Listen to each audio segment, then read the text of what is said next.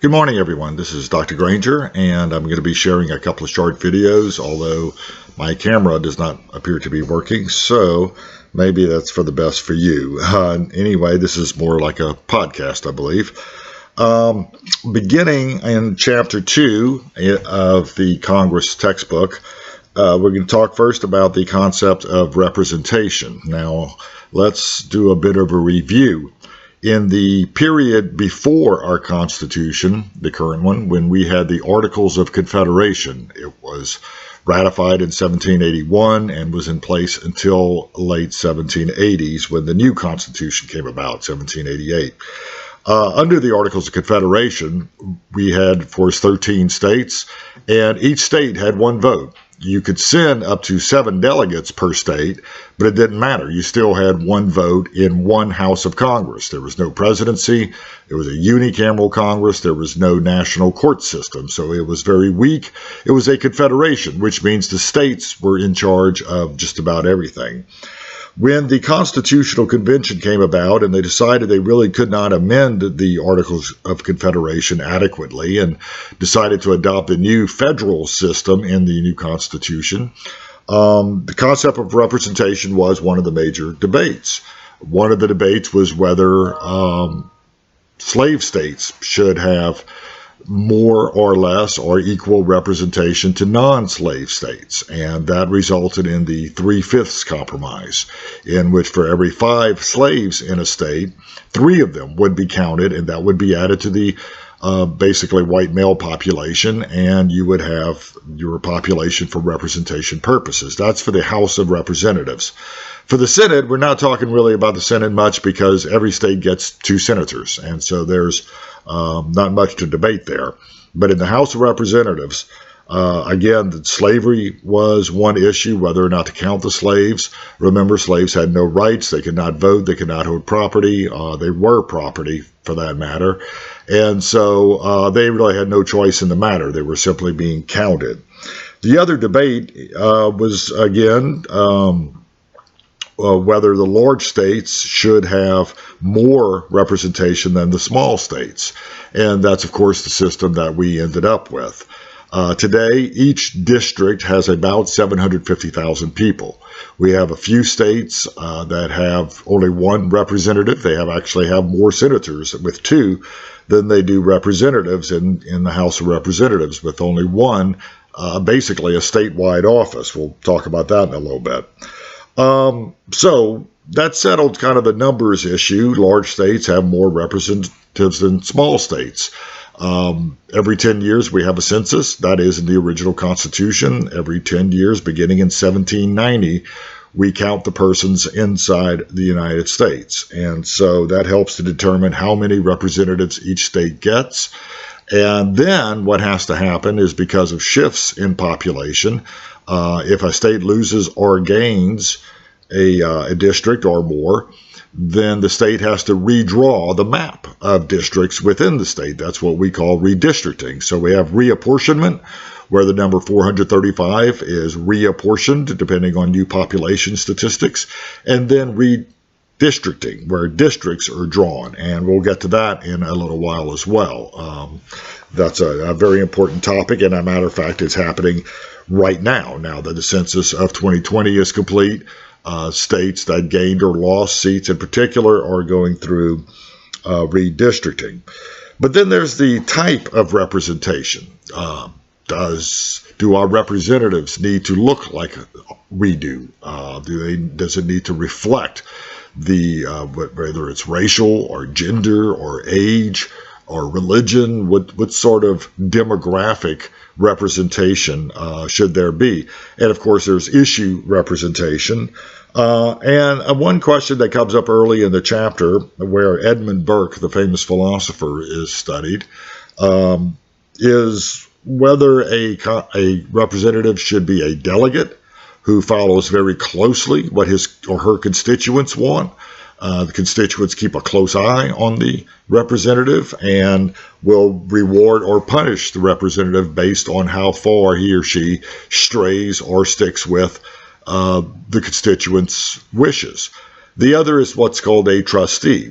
Now, what we can imagine is that a delegate would be especially someone early in their career as a congressperson, someone who is unknown, not really unknown, but is people are uncertain about. And so they want to keep a close eye to see whether this person is performing adequately and representing them.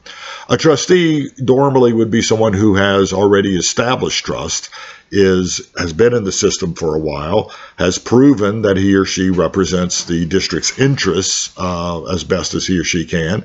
And so we end up with someone who might be allowed a little more independence as a trustee, someone who can make more independent decisions and really reflect the constituents' interests more than the constituents' public opinion at any given time. And so read over that's very, very close. And so let's take an example. This is what I wanted to do in this particular part, is to offer an example. You know, it's not always easy for representatives to decide how to vote on certain issues. It could be that your constituent in your home district, or if you're a senator in your home state, your public opinion back in your district or state might be very strongly or for or against a certain bill or a treaty or a trade agreement or whatever it may be. What happens if you think the particular bill, or we're going to talk about trade agreements as an example. What happens if you think the trade agreement is good for the country, ultimately good for your state or district, and yet your people are not so sure? Well, that's a tough decision. Do you make a decision based on what you think will be, hopefully, ultimately approved by your people? Or is it simply a matter of striking out on your own and voting independently and taking the consequences, whatever it might be? So let's take, for example, going all the way back to 1993, something that's been in the news not too long ago, the North American Free Trade Agreement, or NAFTA. Just a couple of years ago, NAFTA was updated. It's now called the USMCA, the United States-Mexico-Canadian Agreement. And much of the previous agreement stayed the same, about 85% stayed the same, but some important changes were made in certain policies. But let's go back to 1993, because it's easier sometimes to look at historical evidence and see how things developed.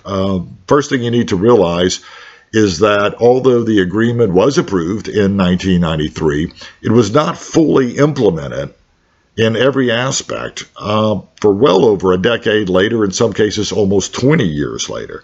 So let's take something that affects Louisiana. I know maybe not everybody's in or from Louisiana, but let's go ahead and take that example.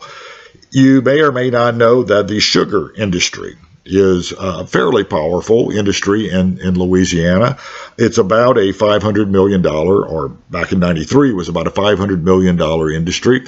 They do a lot of lobbying. We'll talk about lobbying later in the semester, but basically they put a lot of pressure on Congress and the administrations to vote and make decisions on their behalf.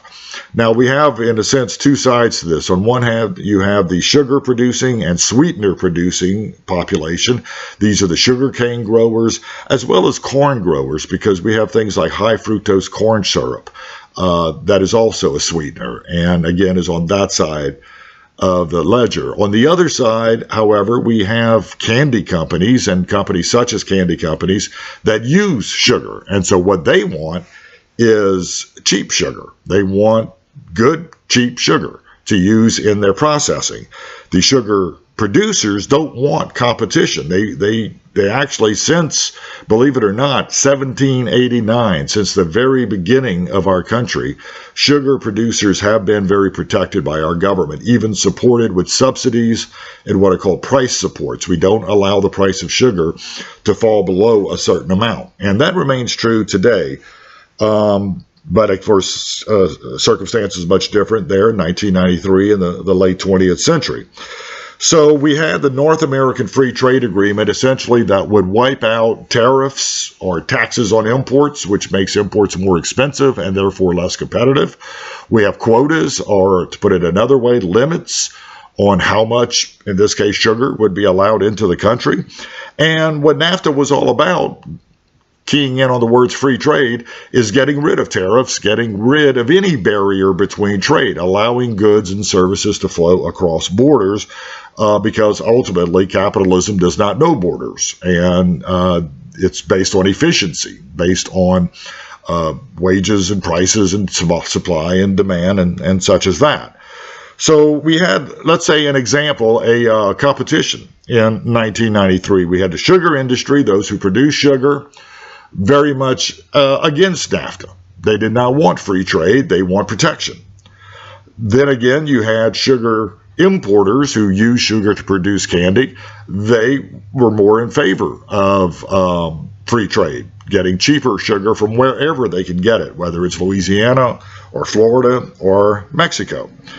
You had other industries, for example, the Port of New Orleans.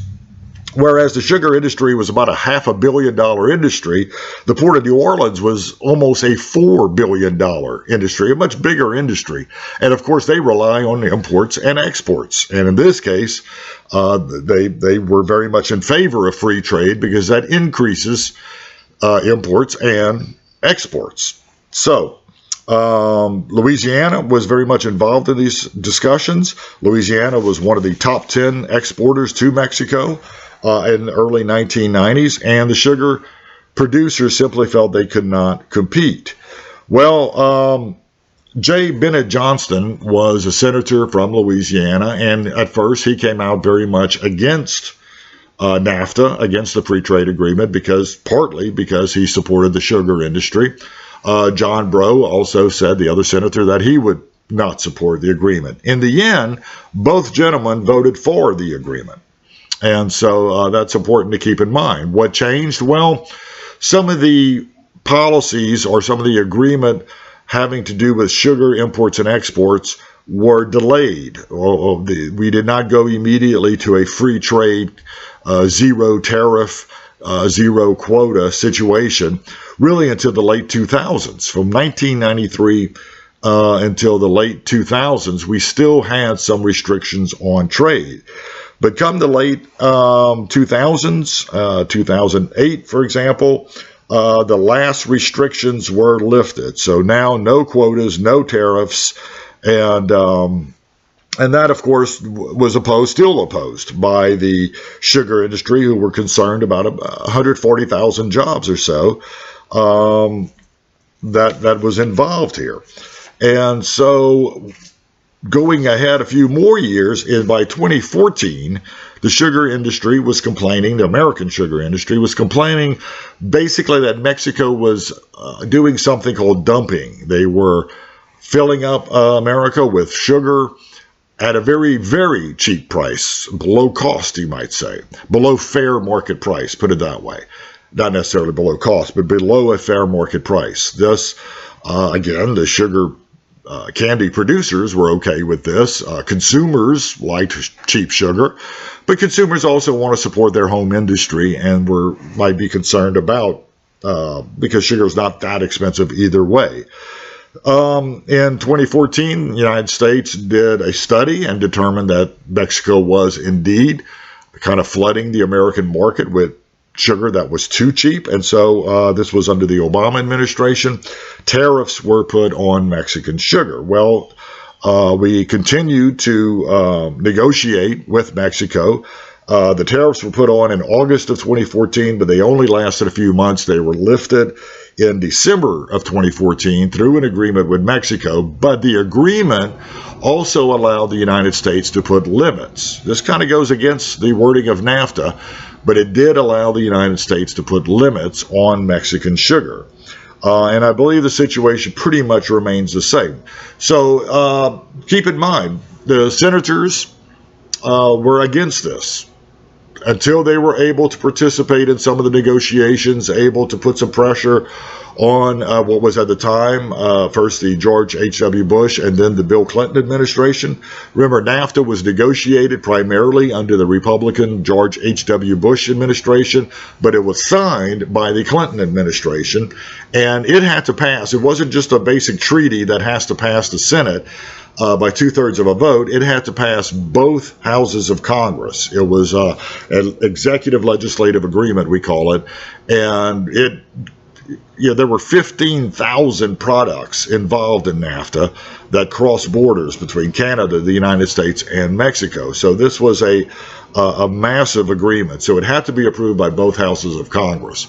But let's just look at, since sugar is in more than one district, more than one parish in Louisiana, and certainly in more than one state, you might appreciate the dilemma our senators were under. But again, primarily under J. Bennett Johnson, they was able to negotiate somewhat of a delay in the full implementation of NAFTA and free trade. And so therefore, both senators ended up voting for the agreement. Not really satisfying everybody, but that's pretty much the way it goes. So when it comes to representation and what we call policy preferences, that's an example I wanted to share with you. I'm going to close this video now and start a new one, looking again through the textbook and helping you out, first of all, with this concept of policy preferences. We'll get to that in just a moment.